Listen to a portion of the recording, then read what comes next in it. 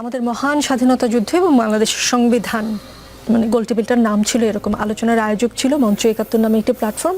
আলোচনা সভায় প্রধান অতিথি হিসেবে উপস্থিত থাকার কথা ছিল বাংলাদেশের সংবিধানের অন্যতম প্রণেতা এবং গণফোরামের ইমেরিটাস সভাপতি ডক্টর কামাল হোসেনের, তবে সেখানে তিনি ছিলেন না।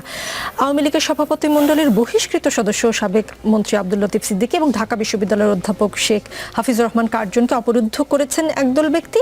তারা নিজেদের জুলাই যোদ্ধা হিসেবে পরিচয় দিয়েছেন।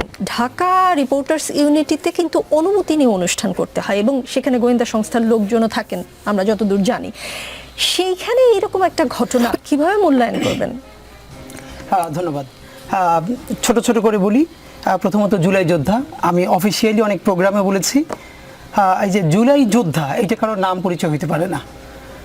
প্রথমত মানে এটা কি সরকার এক একজনকে এক একটা কার্ড দিছে যে তুমি জুলাই যোদ্ধা, মানে সবার তো এটা নাই। সুতরাং যে যেখানে যেটা করছে সেটা জুলাই যোদ্ধা নামে, এইটা হলো প্রথমত আমাদের বরাবরই প্রতিবাদ ছিল।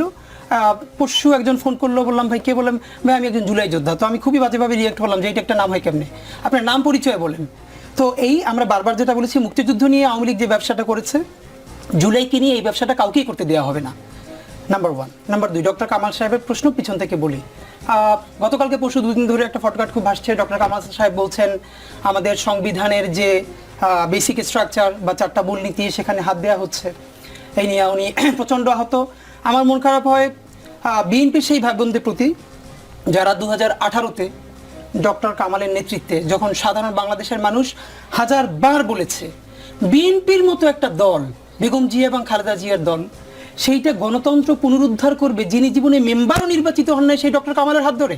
একজনের একাডেমিক এক্সপার্টাইজ যদি পলিটিক্যাল এক্সপার্টাইজের সমান হতো তাহলে বিশ্ববিদ্যালয়ের ভিসিরা দেশের প্রেসিডেন্ট হয়ে যেত, প্রধানমন্ত্রী হতো, কিন্তু হন না, নাম্বার ওয়ান। এবং এটা আমরা আউট অ্যান্ড আউট বলেছি, তখনও ছোট মানুষ হয়েও বলেছি ডক্টর কামালকে সামনে রেখে বিএনপিকে বিরাট একটা ব্লাফ দেওয়া হবে, ইলেকশন ছিটকে যাবে, কিচ্ছু হবে না। এবং সেটাই হয়েছে ডক্টর কামালকে সামনে রেখে। কি একটা সেকুলার মুখ, এইটাকে পোট্রে করে যে এই আইডিওলজি ধারণ করেন না। বেগম জিয়াকে কোনোদিন অনার করে ডক্টর কামাল কোনোদিন কোথাও কথা বলেছেন? ইভেন শহীদ জিয়ার পার্টিকে নিয়ে তিনি মুভমেন্ট করছেন, শহীদ জিয়া সম্বন্ধে সারা জীবনে তার বক্তব্য কি? একটা শুধু মনে করিয়ে দেই, পঞ্চম সংশোধনী নিয়ে যেটা হয়েছে আদালতের রায়, সেখানে অনেক কথার মধ্যে যেটা গুরুত্বপূর্ণ কথা যে শহীদ জিয়ার যে পঞ্চম সংশোধনী এটা শুধুই অগণতান্ত্রিক এবং অবৈধ নয়, শহীদ জিয়া স্বৈরতান্ত্রিক ছিলেন। মজার ব্যাপার হলো ন্যারেটিভ কিভাবে নির্মিত হয়। তারপরে বিসিএস এ প্রশ্ন এসছে 2-3টা আগের বিসিএস এ যে the first ডিস্টোরশন of the constitution কোনটা, কোন সংশোধনী, পঞ্চম, অষ্টম, এরকম করে।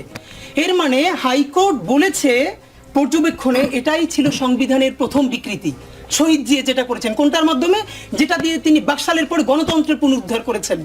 তাহলে সেটা যদি হয় তাহলে চতুর্থ সংশোধনী যার মধ্যে বাকশাল কায়েম হয়েছে সেটি কি বিকৃতি না? এত কথা কেন বলি? ডক্টর কামালরা বাংলাদেশে যেই সংবিধানটা দিয়েছেন, এই সংবিধান হাজারবার বলেছি, এখনো বলি, এটা কোনো মতেই বাংলাদেশের জনতার, আম জনতার, গণমানুষের সংবিধানের প্রতিফলন ঘটে নাই। প্রথমত এই ডিবেট অনেকক্ষণ করা যাবে, সেটা এখন যাব না। এই গণপরিষদের কোনো অথরিটি ছিল না বাংলাদেশের সংবিধান করবার। নাম্বার দুই, তারা এরপর একটা গণপরিষদ নির্বাচনও দেয় না সংবিধান করার জন্য। নাম্বার তিন, সেটার পরে তারা যখন একটা সংবিধান করেছে সেটার জন্য গণভোটও দেয় নাই।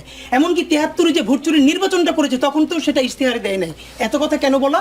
ডক্টর কামাল সাহেব এখন যখন প্রচণ্ড মন খারাপ নিয়ে বলেন যে সংবিধান পুনরুদ্ধার করতে হবে, তার উদ্দেশ্যে আপনাদের মাধ্যমে বলতে চাই, এখন একাডেমিকলি এটা প্রুভড হয়েছে যে এই সংবিধানের প্রিয়াম্বল পর্যন্ত ভারত থেকে লিখে দেওয়া হয়েছে।